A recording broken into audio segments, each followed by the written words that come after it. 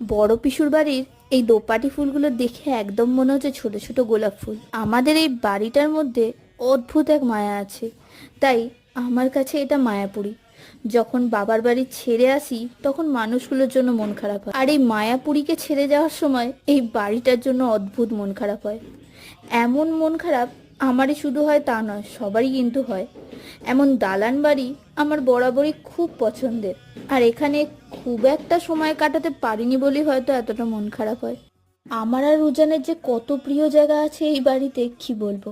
খুব ইচ্ছা ছিল আপনাদের এই বাড়িটাকে ঘুরে দেখানোর, সময়ের অভাবে তা আর হলো না। পরের বার অবশ্যই চেষ্টা করব। যাই হোক, জীবন ধারণের জন্য তো ফিরতেই হবে।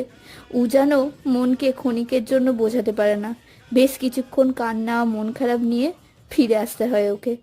আবার হয়তো সেই মে মাসে গরমের ছুটিতে আসবো এখানে।